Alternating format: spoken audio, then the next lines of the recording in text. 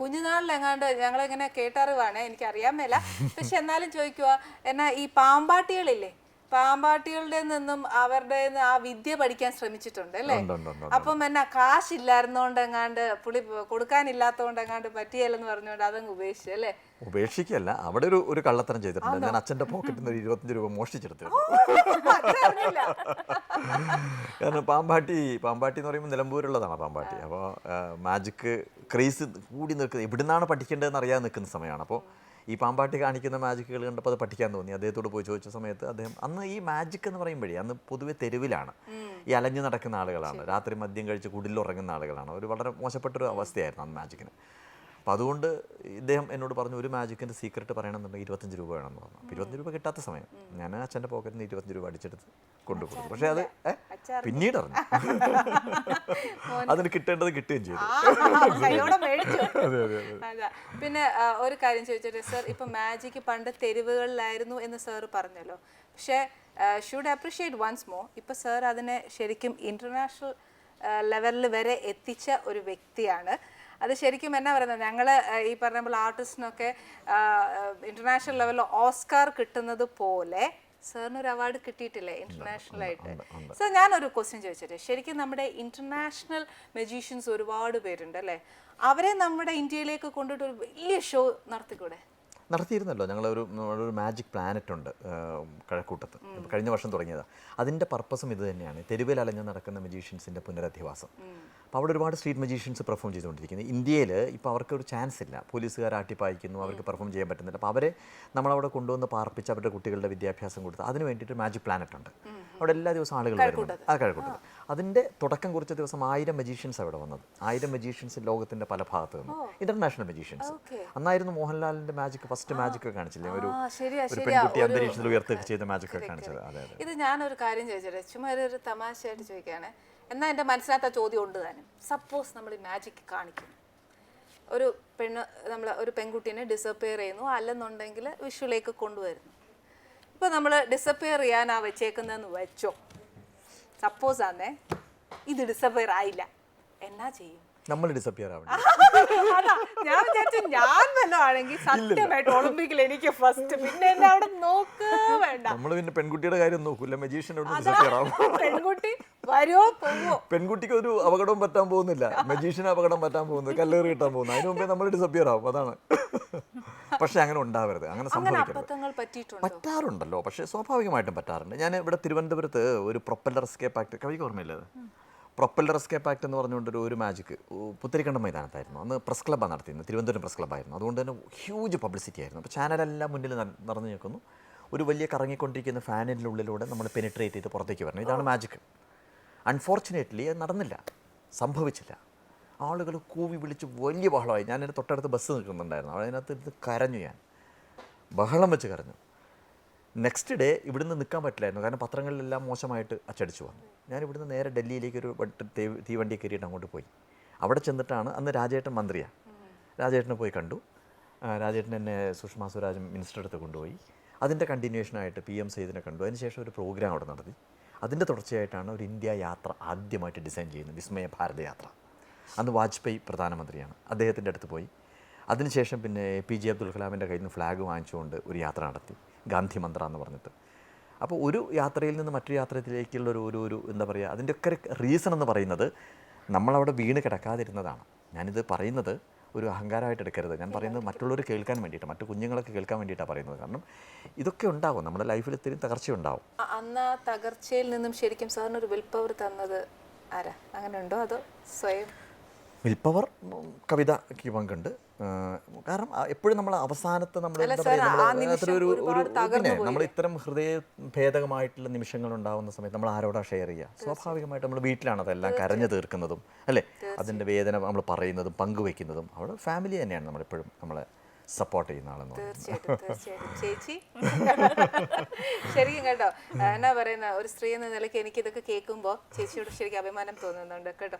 ഈ പറഞ്ഞൊരു വർത്തമാനം പറഞ്ഞത് എൻ്റെ ഇലയപ്പം തരാൻ ഒക്കുകയല്ല, ചൂടോടെ ഇലയപ്പം തിന്നുന്നല്ല ചേച്ചി. ഒരു മിനിറ്റ് തരാവേ.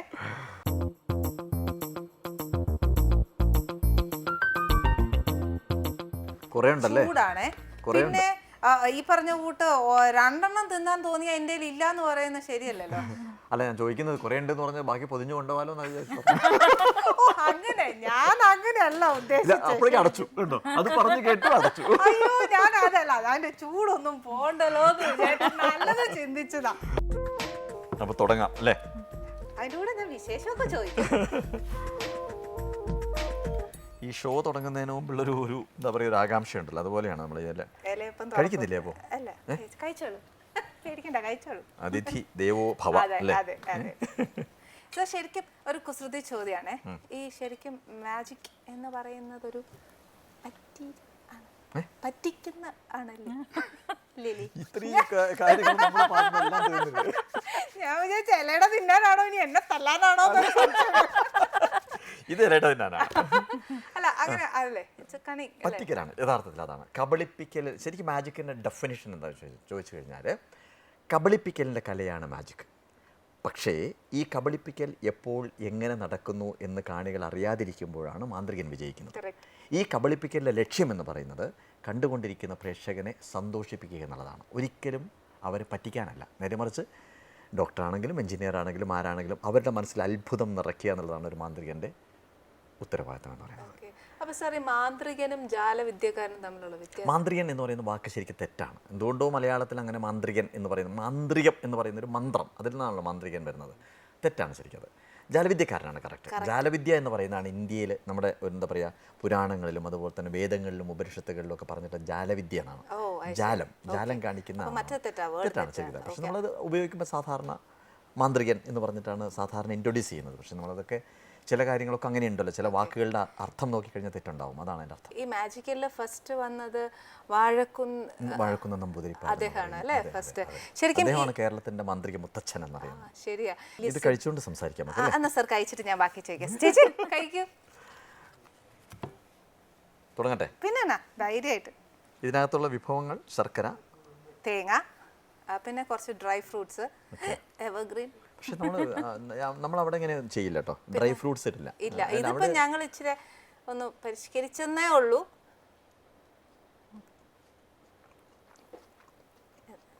നല്ലതാണ്, വളരെ നല്ലതാണ്. അതാ ഒരു ഗ്യാപ്പ്, ഞാനും ഇങ്ങനെ നോക്കുമായിരുന്നു.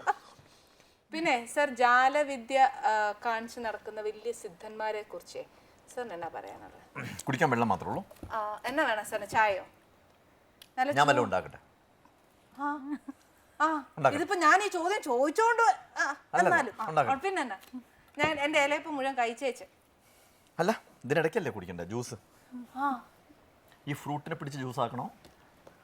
ഈ സാധനം എടുത്തോട്ടെ. ഇത് പിന്നെ എടുത്തോ.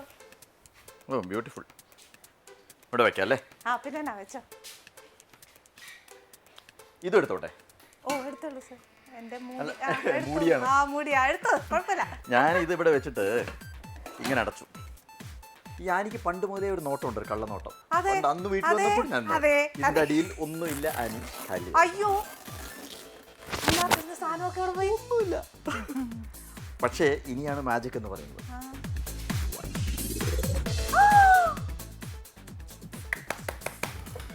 ജ്യൂസ്. ഓ, ഇത് എന്നെ കൂടെ പഠിപ്പിച്ചു തരാമോ? എന്നാന്നോ, എന്റെ ഇതില് ഷോയ്ക്ക് വരുമ്പോ ഉണ്ടല്ലോ എനിക്ക് ഇതേപോലെ ജ്യൂസ് ഉണ്ടാക്കാലോ. കണ്ടാ? ശരിക്കും ഈ പറഞ്ഞ വളരെ ഒരു അതിശയമായിരിക്കുന്നു. ശരിയാ. ശരിക്കും നമ്മുടെ പ്രേക്ഷകർ ഇത് കണ്ട് പഠിക്കണം. ഞാനും പഠിക്കാം കേട്ടോ. ശരിക്കും അടുക്കള ജോലി ചെയ്യുന്ന സ്ത്രീകൾക്ക് അത് പറഞ്ഞാൽ മനസ്സിലാവും, ഇല്ലേ ചേച്ചി? അതുകൊണ്ട് ഞാൻ എന്നെ കൂടെ ഇത് പഠിപ്പിച്ചു തരണേ. പക്ഷെ അതുപോട്ടെ, പഠിപ്പിച്ച് തരുന്നതിന് മുമ്പ് ഇത്രയും നല്ലതായിട്ട് ചെയ്യുന്ന സാറിന്റെ ഗുരുവിനെ പറ്റി ഞങ്ങൾക്ക് പറഞ്ഞു. ഞാൻ പല ഗുരുക്കന്മാരുണ്ട്. ഞാൻ RK മലയത്ത് എന്ന് പറയുന്ന ഒരു മജീഷ്യൻ്റെ കീഴിൽ ആദ്യം തുടങ്ങിയത് മാജിക്. നിലമ്പൂരുകാരനാണ് അദ്ദേഹം. പിന്നെ വാഴക്കുന്ന് നമ്പൂതിരി അടുത്ത് പോയി.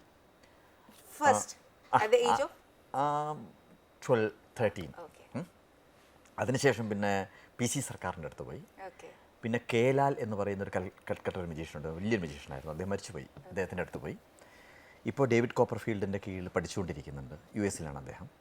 അപ്പോൾ മാജിക്കിൻ്റെ പഠനം തുറന്നുകൊണ്ടിരിക്കുന്നു. ഇതാണ്. എല്ലാ ഗുരുക്കന്മാരുടെയും മുമ്പിൽ, അതായത് നമ്മൾ സർ എന്ന മജീഷ്യന്മാരുടെ മുമ്പിലും ഈ പ്രൊഫസർ എന്ന് നമ്മൾ അഡ്രസ് ചെയ്യുന്നുണ്ട്. തെറ്റാണ്, അബ്സല്യൂട്ട്ലി തെറ്റാണ്. പ്രൊഫസർ എന്ന് പറയുന്ന actually international brotherhood of magicians എന്ന് പറയുന്ന ഒരു വേൾഡ് ഓർഗനൈസേഷൻ ഉണ്ട്. ഈ ഓർഗനൈസേഷൻ ഒരു മജീഷ്യൻ പ്രൊഫഷണൽ ആയി കഴിഞ്ഞാൽ സാധാരണ കൊടുക്കുന്ന ഒരു സർട്ടിഫിക്കറ്റാണ് പ്രൊഫ് എന്ന് പറയുന്നത്. ഇതിനെയാണ് മിസ്യൂട്ടിലൈസ്. ആക്ച്വലി ഒരാളുണ്ട് പ്രൊഫസറായിട്ട്, ആരാന്നറിയാമോ? ഭാഗ്യനാഥ്, നമ്മുടെ വിധുബാല ചേച്ചിയുടെ അച്ഛൻ. അദ്ദേഹം ശരിക്കും പ്രൊഫസർ ഭാഗ്യനാഥാണ്. ബാക്കിയൊക്കെ തെറ്റാണ് ചെയ്യുന്നത്.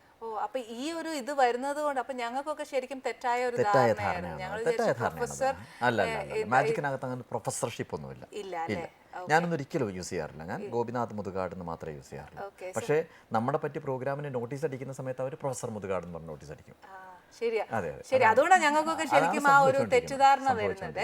സർ ശരിക്കും ഉണ്ടല്ലോ, നമ്മുടെ എനിക്ക് തോന്നുന്നു ഇപ്പൊ കേരള യൂണിവേഴ്സിറ്റി ആണോ, യൂണിവേഴ്സിറ്റി അംഗീകരിച്ചിട്ടുണ്ട് കേരള യൂണിവേഴ്സിറ്റി മാജിക് അക്കാഡമിയുടെ കോഴ്സുകൾ ഒരു പേപ്പറായിട്ട് അംഗീകരിച്ചിട്ടുണ്ട്. അത് നമ്മുടെ സ്കൂളിലേക്കും ഒക്കെ ഒരു വിഷയമാക്കി കൊണ്ടുവന്നൂടെ സർ? കൊണ്ടുവരണം. അതിന് നമ്മൾ വിദ്യാഭ്യാസ മന്ത്രി ഓരോ മാറി മാറി വരുന്ന മന്ത്രിമാർക്ക് നമ്മൾ റിക്വസ്റ്റ് കൊടുക്കുന്നു. പക്ഷേ നമ്മുടെ കേരളത്തിലൊരു അന്തരീക്ഷം അനുസരിച്ച് മാജിക്കിനെ ഒന്ന് റെക്കഗ്നൈസ് ചെയ്യാൻ വേണ്ടിയിട്ട് വീണ്ടും വീണ്ടും സമയമെടുക്കും. കാരണം സംഗീത നാടക അക്കാദമിയിൽ മാജിക് 95 മുതൽ അംഗീകരിച്ചിട്ടുണ്ട്. പക്ഷേ ഇന്ത്യയിലെ മറ്റ് സംസ്ഥാനങ്ങളിൽ ഇപ്പോഴും ഇല്ല. ഞാൻ പറഞ്ഞു വരുന്നത്, ആ ഒരു അന്തരീക്ഷത്തിലേക്ക് എത്തണമെന്നുണ്ടെങ്കിൽ മജീഷ്യൻസ് കുറച്ചുകൂടി നമ്മൾ പോപ്പുലറൈസ് ചെയ്യണം. മാജിക്കിനെ ജനങ്ങളുമായിട്ട് ബന്ധപ്പെട്ട കാര്യങ്ങൾ അവതരിപ്പിച്ച്, ജനകീയ പ്രശ്നങ്ങൾ ഏറ്റെടുത്തുകൊണ്ട് അവതരിപ്പിച്ച്. മാജിക് പണ്ട് അക്കാഡമി 96 തുടങ്ങുന്നത്. അന്ന് മലയാറ്റു സാറാണ് തുടങ്ങിയത്. മലയാറ്റു സാർ ചോദിച്ചൊരു ചോദ്യം ഉണ്ടായിരുന്നു, നമ്മളെ ഭാരതത്തിന് ഇത്ര എഞ്ചിനീയർമാരെ വേണം, ഇത്ര ഡോക്ടർമാർ വേണം, ഇതൊക്കെ ആവശ്യമാണ്, ഇത്ര ഡ്രൈവർമാർ വേണം. അവരൊക്കെ പണി മുടക്കി കഴിഞ്ഞാൽ ഭാരതത്തിൻ്റെ ചില ചലനങ്ങളൊക്കെ നിന്നുപോകും. പക്ഷേ എത്ര മജീഷ്യൻസിന് നമുക്ക് ആവശ്യമുണ്ട്? അദ്ദേഹം ചോദിച്ച ചോദ്യമാണ്. നിങ്ങൾ മജീഷ്യൻസ് ഒരു ദിവസം പെർഫോം ചെയ്യുന്നില്ല എന്ന് പറഞ്ഞു കഴിഞ്ഞാൽ ഭാരതത്തിനൊന്നും സംഭവിക്കാൻ പോകുന്നില്ല. ഭാരതം ഇതുപോലെ മുന്നോട്ട് പോകും. അതുകൊണ്ട് മജീഷ്യൻസ് വേണം എന്ന് വരുത്തി തീർക്കേണ്ട ഉത്തരവാദിത്തം എന്ന് പറയുന്നത് നിങ്ങളുടേതാണ് എന്ന് എന്നോട് പറഞ്ഞു അദ്ദേഹം. ഇതാണ് അതിൻ്റെ ഒരു ഫാക്റ്റ് എന്ന് പറയുന്നത്. അപ്പോൾ നമ്മൾ ജനങ്ങളുടെ പ്രശ്നങ്ങളുമായിട്ട് ബന്ധപ്പെട്ട് ജനങ്ങളിലേക്ക് ഇറങ്ങി പ്രവർത്തിച്ചു കഴിഞ്ഞാൽ കുറച്ചുകൂടി. അത് ശരിയാ സാർ. കാര്യം എന്താണെന്നറിയോ, സാർ ചെയ്യുന്ന ഓരോ മാജിക്കിനും ഒരു നല്ലൊരു മെസ്സേജ് ഉണ്ട്. വെറും ഒരു മാജിക് മാത്രമല്ല. ഞാൻ പലപ്പോഴും അത് നോട്ട് ചെയ്തിട്ടുണ്ട്. അത് ജ്യൂസിൻ്റെ കാര്യത്തിലല്ല ഞാൻ പറഞ്ഞത്. ബേസിക്കലി സാർ ഒരു ബുക്ക് എഴുതിയിട്ടുണ്ട്, ആത്മകഥ. ശരിക്കും എല്ലാവരും ഒരു ഏജ് ഒക്കെ ഒരു 70, 80 ഒക്കെ ആണോ? ശരിക്കും സാർ അത് ശരിക്കും ഒത്തിരി നേരത്തെ അല്ല ബുക്ക് എഴുതി? നേരത്തെയാണ്. ആക്ച്വലി അത് ആത്മകഥ എന്ന് പറഞ്ഞുകൂടെ ശരിക്കും, അതിന് ഓർമ്മക്കുറിപ്പുകളാണ്. എന്തിനു എഴുതി എന്ന് ചോദിച്ചു കഴിഞ്ഞാൽ, കവളമുക്കട്ട എന്ന് പറയുന്ന ഒരു ഗ്രാമത്തിൽ, മാജിക്കിൻ്റെ ഒരു പശ്ചാത്തലമില്ലാത്തൊരു ഗ്രാമത്തിൽ, അവിടുന്ന് മാജിക്കിനോടുള്ള ഒരു പ്രിയം തോന്നി മാജിക്കിലേക്ക് വന്ന് തിരുവനന്തപുരത്ത് അക്കാഡമി തുടങ്ങുന്നത് വരെയുള്ളൊരു യാത്രയാണ്. ചേച്ചി സാറിൻ്റെ കൂടെ നിന്നിട്ട് എന്തെങ്കിലും മാജിക് ഇതേപോലെ അടുക്കള ചേച്ചി ഒന്നും പഠിച്ചെടുക്കുക ഇതേപോലെയൊക്കെ അല്ലേ? എന്താ എളുപ്പാ ഒരു ഇതൊന്നും എനിക്ക് പഠിപ്പിച്ചറിയേ, ഇത് അറ്റ്ലീസ്റ്റ് ഒരു ജ്യൂസ് എങ്കിലും. ചേച്ചി വീട്ടുവിശേഷങ്ങളൊക്കെ ഒന്ന് പറഞ്ഞേ. വിശേഷങ്ങൾ വീട്ടില് സാർ എങ്ങനെയാണ്? മോനിപ്പം ഏത് ക്ലാസ്സിലാണ്? അവൻ 5ാം ക്ലാസ്. 5th. ഏത് സ്കൂളിലാണ് പഠിക്കുന്നത്? Army public school. Army public school. Sir ശരിക്കും മോഹൻലാൽ സാറിനെ വെച്ചിട്ട് സാർ ഒരു മാജിക് ചെയ്തിരുന്നു. ഓക്കെ, അതിന്റെ എക്സ്പീരിയൻസ് ഒന്ന് പറയാം. മോഹൻലാൽ സാറിനെ വെച്ചിട്ട് ആദ്യം ഒരു മാജിക് ചെയ്യാൻ വേണ്ടി ശ്രമിച്ചു, നടന്നില്ല. അത് ചില സാങ്കേതിക കാരണങ്ങളാൽ നടന്നില്ല. അതിനുശേഷം പിന്നെ രണ്ടാമത് അദ്ദേഹം ഞാൻ പറഞ്ഞില്ലേ, പ്ലാനറ്റിന്റെ ഇനാഗുറേഷന്റെ സമയത്ത് അദ്ദേഹം ഒരു ഉഗ്രം പെർഫോമൻസ് ചെയ്തിരുന്നു. ഒരു പെൺകുട്ടി ഇങ്ങനെ അന്തരീക്ഷത്തിൽ ഉയർത്തുന്ന ഓപ്പൺ എയറിൽ. അന്ന് മുഖ്യമന്ത്രിയുണ്ട്, പ്രതിപക്ഷ നേതാവുണ്ട്, മന്ത്രിമാരെല്ലാം ഇരിക്കുന്ന സമയത്ത് അദ്ദേഹം അന്ന് മനോഹരമായിട്ടൊരു പെർഫോമൻസ് ചെയ്തിട്ടുണ്ടായിരുന്നു. അദ്ദേഹം പെർഫോം ചെയ്യുന്ന സമയത്ത് നമ്മൾ മുമ്പിൽ നിന്ന് നോക്കുമ്പോഴേ കൊതിക്കും നമ്മൾ. ഇതുപോലെ ആവാൻ വേണ്ടി കൊതിക്കും നമ്മൾ. പിന്നെ അതുപോലെ തന്നെ പക്ഷേ അദ്ദേഹം ഒരു ജാലവിദ്യക്കാരനായിരുന്നെങ്കിൽ നമ്മളൊന്നും ഫീൽഡിലേ ഉണ്ടാവില്ല. സത്യം, അത്രയും മികച്ച പെർഫോമറാണ്. നമ്മുടെ ഈ പോളിയോ ബാധിച്ച കുഞ്ഞുങ്ങളില്ലേ, ആ കുഞ്ഞുങ്ങളുടെ അമ്മമാരും അച്ഛന്മാരും സാറിനോട് ഒന്ന് റിക്വസ്റ്റ് ചെയ്തിട്ടുണ്ട് അല്ലേ, എൻ്റെ കുഞ്ഞിനെ, ആ ഒരു അമ്മയുടെ വികാരം ഞാൻ എനിക്ക് പറ്റത്തില്ല, ഒരു അമ്മയുടെ ആഗ്രഹം വല്ലാതെ കണ്ണ് നിറഞ്ഞു പോയിരുന്നു. ശരിക്കും എനിക്കത് കേട്ടിട്ട് തന്നെ എനിക്ക് തന്നെ ഫീലിംഗ് വന്നു. അങ്ങനെ ഒരുപാട് അവസ്ഥ ഉണ്ടായിട്ടുണ്ട്. നമ്മൾ യാഥാർത്ഥ്യം എന്താണ്, ഒരു മജീഷ്യൻ ആണെന്നൊക്കെ മറന്ന് എല്ലാം ഒരു യഥാർത്ഥ മനുഷ്യനാണെന്ന് മനുഷ്യനാണെന്ന് അറിയാഞ്ഞിട്ടല്ല, പലപ്പോഴും നമുക്ക് ആളുകൾ അങ്ങനെ വിചാരിക്കുന്നത്. ഈ സമയത്ത് വേണം, ഇപ്പോൾ എന്നോട് പറഞ്ഞില്ലേ, ഇപ്പോൾ ജ്യൂസ് ഉണ്ടാക്കാം ഇതൊക്കെ പറഞ്ഞില്ലേ, പക്ഷേ അതിൻ്റെയൊക്കെ യാഥാർത്ഥ്യം എന്താണെന്നുള്ളത്, ജീവിതത്തിൻ്റെ യാഥാർത്ഥ്യം എന്താണെന്നുള്ളത് നമ്മൾ തിരിച്ചറിയുന്ന ചില നിമിഷങ്ങളുണ്ടാകും. അത് പാലക്കാട് വെച്ചിട്ടാണത്. പാലക്കാട് വെച്ച് ഒരു ഫാമിലി ഷോ കഴിഞ്ഞ് ചെല്ലുമ്പോൾ അവർ കാത്തിരിക്കുക. പക്ഷേ സ്റ്റേജിൽ ഞങ്ങളൊരു മാജിക് ചെയ്യുന്നുണ്ട്. ഇങ്ങനെ ഒരു കാലിൽ ഇങ്ങനെ വികലാംഗിയായിട്ട് വരുന്നൊരു കുട്ടിയെ അന്തരീക്ഷത്തിൽ ഉയർത്തി പിന്നെ കുട്ടി ഹാപ്പി ആയിട്ട് പോകുന്നത് ഒരു ഡ്രാമ എന്ന് പറയുന്നൊരു രീതിയിൽ ചെയ്യുന്ന മാജിക്. അപ്പോൾ അവിടെ ചെല്ലുമ്പോൾ ഇവർ പറഞ്ഞു റൂമിലേക്ക് വരട്ടെ എന്ന് ചോദിച്ചു. ബാങ്കിൽ വർക്ക് ചെയ്യുന്ന ഒരു സ്ത്രീയാണ്, ഹസ്ബൻഡും ഉയർന്ന ഉദ്യോഗസ്ഥനാണ്. അപ്പോൾ അവരെന്നോട് പറഞ്ഞൊരൊറ്റ കാര്യം ഇത് മാത്രമേ ഉള്ളൂ, ഞങ്ങൾക്കൊരു മോളുണ്ട്, ആ മോള് പോളിയോ ബാധിച്ച് കിടക്കുകയാണ്, സ്റ്റേജിൽ ചെയ്ത പോലെ ആ കുഞ്ഞിനെ ഒന്നും നടത്തി കാണിക്കാമോ? അപ്പോൾ ഞാൻ പറഞ്ഞു ഞാൻ പറഞ്ഞു ഞാൻ കാണിച്ച് എനിക്ക് കണ്ണ് നിറഞ്ഞു പോയി. ഞാൻ പറഞ്ഞു ഞാൻ കാണിക്കുന്ന മാജിക്കാണ്, എനിക്കൊന്നും ചെയ്യാൻ പറ്റില്ല. അവർ പറഞ്ഞു മാജിക്കാണെന്ന് അറിയാം സാർ, മാജിക് കൊണ്ട് പറ്റില്ല എന്ന് പറയും. ഞങ്ങൾക്കൊന്ന് തോന്നിയാൽ മതി, നടക്കണ്ട. ഇപ്പോഴും എനിക്കത് കേട്ടിട്ട് ശരിക്കും നമുക്ക് ഒരുപാട് വേദനിക്കുന്നു. അത് ഇപ്പം എനിക്കായാലും ചേച്ചി പറഞ്ഞ പോലെ വാക്കുകൾ പറയാൻ പറ്റും അല്ലേ, പക്ഷെ ആ ഒരു അച്ഛന്റെ അമ്മയുടെ ഒരു സ്വാർത്ഥ ചിന്തയാണ്. ഞങ്ങൾ മറ്റേ ഇന്ത്യ യാത്ര നടത്തുന്ന സമയത്ത് ആസാമിൻ്റെ ബോർഡർ ശ്രീരാംപൂർ ചെക്ക് പോസ്റ്റ് എന്ന് പറഞ്ഞ ചെക്ക് പോസ്റ്റ് ഉണ്ട്. അവിടുത്തെ കുറച്ച് മുന്നിലേക്ക് പോകുന്ന സമയത്ത് ബോഡോ തീവ്രവാദികൾ വന്നിട്ട് നമ്മൾ വണ്ടി തടഞ്ഞു. 7 പെൺകുട്ടികളാണ് ട്രൂപ്പിനകത്തുള്ളത്, അവർ വണ്ടിക്കകത്ത്, ബാക്കിയുള്ള പുരുഷന്മാരും. ഇവർ പെട്ടെന്ന് വന്നതിന് ശേഷം വണ്ടീൻ്റെ മേളിൽ കയറുന്നു, നമ്മൾ ദേശീയ പതാക എടുക്കുന്നു, കത്തിക്കുന്നു, വലിച്ചെറിയുന്നു. ബഹളമായി കഴിഞ്ഞ ശേഷം അവർ വണ്ടി തടഞ്ഞു. മരണത്തിൻ്റെ മുമ്പിലാണ് നമ്മൾ നിൽക്കുന്നത്, എന്താണ് ചെയ്യേണ്ടതെന്ന് അറിയാത്ത നിമിഷം. ഇങ്ങനെ ഒരു എന്താ പറയുക, ലൈഫിൽ മാജിക്കുമായിട്ട് ബന്ധപ്പെട്ട ഒരുപാട് പ്രശ്നങ്ങൾ നേരിടേണ്ടി വന്നിട്ടുണ്ട്. കോഴിക്കോട് ഒരു വാട്ടർ ടോർച്ചർ എസ്കേപ്പ് ആക്ട് നടത്തി. അന്ന് ഒരു പെട്ടിക്കകത്ത് നമ്മൾ എന്താ പറയുക, ഇലക്ട്രിസിറ്റി പാസ് ചെയ്ത് വെള്ളത്തിലൂടെയാണ് ചെയ്യുന്നത്. അപ്പോൾ ഒരു പ്ലാസ്റ്റിക് സാക്കിനകത്ത് കെട്ടിക്കൊണ്ട് നമുക്ക് ഷോക്ക് വരില്ല. അപ്പോൾ എന്നെ അതിനകത്ത് കെട്ടിയിട്ടു, അടച്ചു, ആളുകൾ വന്നിട്ട് ചെക്ക് ചെയ്തു, വെള്ളത്തിൽ കറണ്ടുണ്ട്. അപ്പോൾ ഇതിൻ്റെ മേളിലൊരു കുന്തം തൂങ്ങി കിടക്കുന്നുണ്ട്. അപ്പോൾ ഒരു പ്രത്യേക 1 മിനിറ്റ് കഴിയുന്ന സമയത്ത് താഴേക്ക് വീഴും. അപ്പോൾ സീക്രട്ട് എന്ന് പറയുന്നത്, ഇതിനൊരു ചകിരിപ്പരം കൊണ്ട് മറച്ചു കഴിഞ്ഞാൽ ഉടനെ തന്നെ എൻ്റെ ഒരു ഓപ്പറേറ്റർ ഈ ഇലക്ട്രിസിറ്റി കട്ട് ചെയ്ത് കഴിഞ്ഞാൽ നമ്മൾ വളരെ ഫാസ്റ്റായിട്ട് ഹാൻഡ് കഫ് അഴിക്കുന്നു, ലോക്ക് അഴിക്കുന്നു, ഇതിനകത്ത് പുറത്തേക്ക് ചാടുക ചെയ്യുന്നു. ഇദ്ദേഹം ഈ ബഹളത്തിനിടയിൽ മറന്നുപോയി. അപ്പോൾ എനിക്കിങ്ങനെ കേൾക്കാം, ശബ്ദം കേൾക്കാം, സമയം ക്ലോക്ക് ചലിച്ചു തുടങ്ങിയിരിക്കുന്നു, 15 സെക്കൻഡ് ആയിട്ടുണ്ട്, 20 സെക്കൻഡ് ആയിട്ടുണ്ട്. ഒരു ദേവാനന്ദ് എന്ന് പറഞ്ഞ അദ്ദേഹം മരിച്ചുപോയി, അദ്ദേഹമാണ് അനൗൺസ് ചെയ്യുന്നത്, നല്ല ശബ്ദമാണ്. എന്ത് ചെയ്യാൻ പറ്റും, ഇത് കട്ട് ചെയ്യാതെ എനിക്കൊന്നും ചെയ്യാൻ പറ്റില്ല. അപ്പോൾ ഞങ്ങളുടെ കൂടെ എൻ്റെ കൂടെ നാരായണൻ എന്ന് വിളിക്കും, മാമ എന്നാണ് ഞങ്ങൾ വിളിക്കുന്നത്. പുള്ളി വെറുതെ ഒരു കാര്യമില്ലാതെ ഈ ചകിരിപ്പനമ്പ് ഇങ്ങനെ അടർത്തി നോക്കുന്ന സമയത്ത് എനിക്കുള്ള സിഗ്നൽ എന്ന് പറഞ്ഞാൽ ബൾബ് കെട്ടിട്ടില്ല. പുള്ളി അതിനകത്ത് നേരെ ഓടിച്ചെന്ന് ഈ വയർ പിടിച്ച് ഒരൊറ്റ വലിച്ച് വയറിനെ അവിടുന്ന് അടർത്തിയെടുത്തു. ഇതോടുകൂടി കട്ട് ചെയ്തു. ഞാൻ അവിടുന്ന് 58ാമത്തെ സെക്കൻഡിൽ ഞാനിതെല്ലാം പൊട്ടിച്ച് പുറത്ത് ചാടുന്നു. 59, 60 ഈ സാധനം വന്ന് താഴേക്ക് പതിക്കുന്നു. കൈയൊക്കെ പൊള്ളി, ഇതാ ഇപ്പോഴും അതിൻ്റെ മാർക്ക് കാണാം. ഇത് ഇതാ ഈ ചെവിയുടെ ഇവിടെയൊക്കെ പൊള്ളി, അവിടുന്ന് ഞാൻ പുറത്തേക്ക് ചാടുക ചെയ്യുന്നത്. അന്ന് UK സ്റ്റവാൻ അവിടെ കോഴിക്കോട് കളക്ടർ. പുള്ളി എന്നെ നേരെ വണ്ടി കയറ്റി നേരെ വീട്ടിൽ കൊണ്ടുപോയി. ഞാൻ വിചാരിച്ചു ഈ ഫേസ് കംപ്ലീറ്റ് ഇങ്ങനെ നേരെയാണ്. ഞാൻ തീരുമാനിച്ചു കംപ്ലീറ്റ് തീർന്നു. ഞാൻ നേരെ ചെന്ന് ബാത്റൂമിൽ ചെന്നിട്ട് നേരെ കണ്ണാടിയിൽ നോക്കി, വലിയ കുഴപ്പമൊന്നുമില്ല. പിന്നെ അങ്ങനെ എത്ര അനുഭവങ്ങൾ ഇതൊക്കെ ജീവിതത്തിൽ നമ്മൾ. ഓക്കെ സർ, ഞങ്ങളുടെ അട ഇഷ്ടമായില്ലേ? സൂപ്പർ. ഒരടയും കൂടെ ഞാൻ തരട്ടെ, അതോ മൊത്തം പൊതിഞ്ഞോണ്ട് പോകുന്നതാണ്? ശരി. അയ്യോ, എനിക്ക് സത്യം പറഞ്ഞാൽ ടെൻഷൻ ഉണ്ട് കേട്ടോ. എന്റെ എന്നാ പറയുന്നത്, എന്റെ ലാംപ് ഷെയ്ഡ് ഒക്കെ എനിക്കുള്ള ഒരട വെച്ചിട്ട് ബാക്കി മുഴുവൻ കൊണ്ടുപോകുന്ന ഉറപ്പല്ലേ? എന്റെ സത്യം പറയാലോ ചേച്ചി, ആ ലാംപ് ഷെയ്ഡ് എടുത്ത് വെച്ച് അതിനകത്ത് നിന്ന് എനിക്ക് ജ്യൂസ് തന്നപ്പോ ഇനിയിപ്പൊ എന്റെ അപ്പച്ചമ്പനകത്ത് അട ഉണ്ടോ എന്നാണ് എനിക്കൊരു സംശയം. പിന്നെ നോക്കാം, പിന്നെ തീർച്ചയായിട്ടും. എനിക്കും അതാണ് സംശയം. അതാണ് നേരത്തെ ജ്യൂസും വന്നു. അടയെല്ലാം നമ്മൾ കൊണ്ടുപോയിക്കണം. എന്തായാലും എന്റെ അട ഇഷ്ടപ്പെട്ടെന്നല്ലേ എനിക്ക് സന്തോഷം. ഒരുപാട് സാധനങ്ങളൊക്കെ ഉണ്ട് ഇവിടെ അല്ലേ? തീർച്ചയായിട്ടും. ഞാൻ സാറിനുള്ള അട ഒന്ന് പാക്ക് ചെയ്തെടുക്കാം. ഓക്കെ. ഞാൻ 2 എണ്ണം എടുത്തിട്ടുള്ളേ, 2 എണ്ണേ ഉള്ളൂ. ഞാൻ മാജിക്കിൽ കാണിക്കുമ്പോഴേ നമ്മളിങ്ങനെ 2 എണ്ണേ ഉള്ളൂ എന്ന് പറഞ്ഞാൽ എനിക്ക് ഒരു മാജിക്കും കൂടെ കാണിച്ചു തരുമോ? എന്റെ അടുക്കളയിൽ എന്നാ ചെയ്യാൻ പറ്റും നോക്കട്ടെ. ഇത് ഞാൻ സമ്മതിച്ചു. ഇത് എന്റെ ജ്യൂസ് സമ്മതിച്ചു. ഒരു കുഞ്ഞു മാജിക് കാണിക്കാം. എന്താ ഉള്ളത് ഇവിടെ?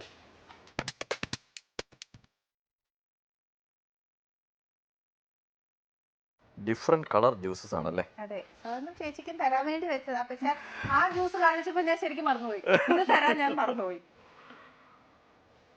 ഇതെടുത്തോട്ടെ ഈ പാത്രം. അതിനെടുത്തോ.